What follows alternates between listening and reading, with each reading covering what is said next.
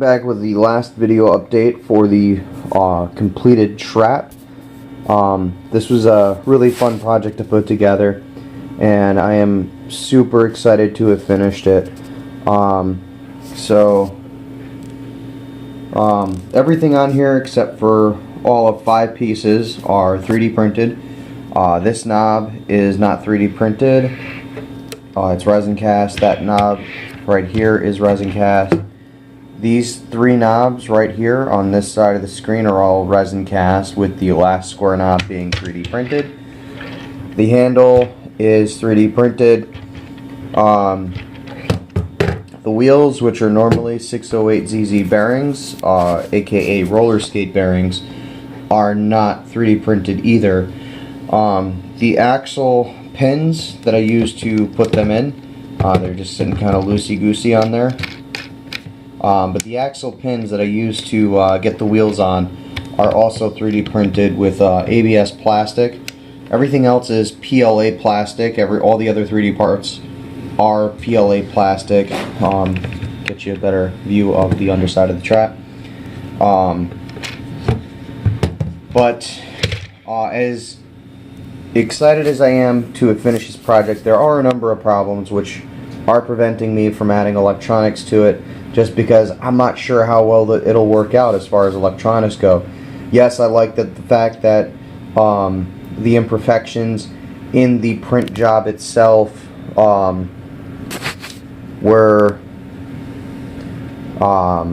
they lend themselves to the paint scheme that I gave and vice versa.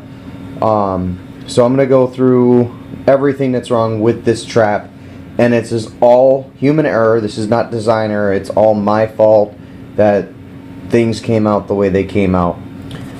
So first, this panel printed out perfectly, but I used a little too much acetone when smoothing and joining this panel and this panel half together. So as a result, this is all sunken in. It looks melted. It looks dinged up, beaten. At the same time, if this were an aluminum trap, this would look like this had gotten smacked really good or something, dropped from a good distance. But I digress. On this side, it is a little warped. It kind of curves a little bit, but that's the extent of the damage here. Some of these wings didn't print correctly because I just wasn't paying attention. You can see the layers somewhat shifting on this print. I should have printed the wings at a lower print speed, and I simply didn't. So again, user error. The doors. This is my main issue with this print, and I screwed up on the doors by not using enough adhesive and clean bed tape. But this door is all warped, it's all wavy. You can see here it just goes everywhere. This door didn't quite print well. You can see that it pinched here from lift. There was a lifting problem, so it got pinched. And it goes back to normal toward the center, and then by the end, super lifting problems again. There's a part in between the two, between the battery and the inside of the trap here. There's another frame piece, so it's the battery, the secondary frame, and the main frame that holds this assembly up. It holds it off of the rest of the trap. That kind of lifted on the edges, on the top of it. So things just couldn't quite bolt in correctly, so I had to drill out a few of the holes to get these back bolts in.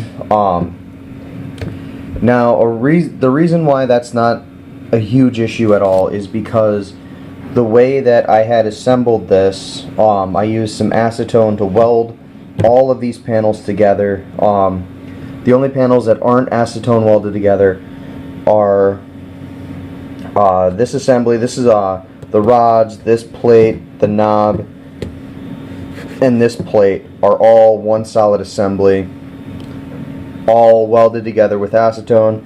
The knob I welded on with super glue, and then I super glued the bolts in place after super gluing the plate down to this finished side plate, after welding it to the battery, to these two other internal plates, and to this side plate here, and then the top plate. That's all one solid assembly.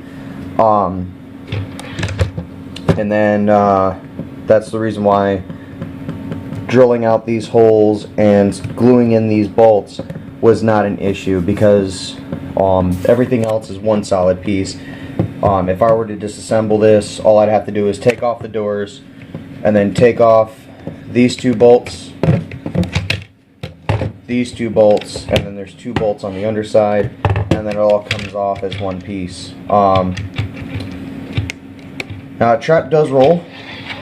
You're not going to really hear it on the table because the table's got like some super thick varnish, but the wheels do have some really good, and I'll get in close, they got some really good roll there. And the roll is either going to get better or worse over time, depending on how often this is shown and how often I scoot it along the floor and this, that, and the other thing. So there are only a couple things I need to do still, and that's just because I'm kind of going for as accurate as possible with this trap without doing the electronics.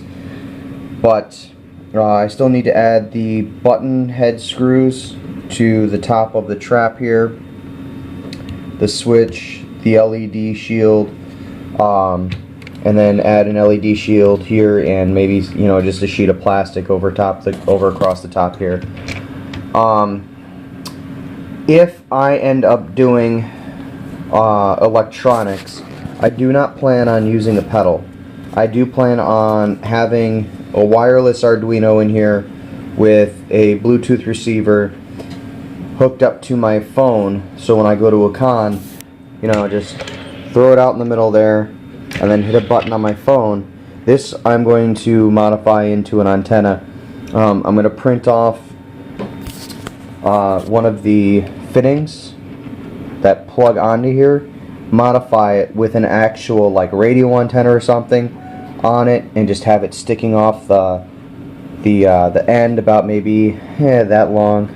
So, you know, you get a nice little pigtail about that long just coming up off the side of it. I still need to do decals rather, but as far as wireless goes, I will put some sort of screening in here that'll just butt up against the bottom. There's a lip on the inside of the trap here, and it'll just butt up right against the inside of that lip.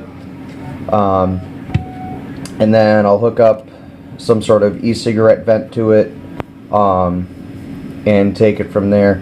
I do have bar LEDs to go in here, but they're 10 segment LEDs, so they're not going to work great. They're a little big for this trap, so I'll have to figure out something if I decide to add electronics to this.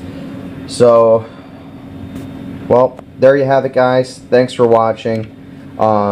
This trap has been fun to work on, and again, thank you for the guys at Tested, specifically Charlesworth Dynamics, I think is a DeviantArt username or the Etsy username. I'm not 100% sure, but he did post these files to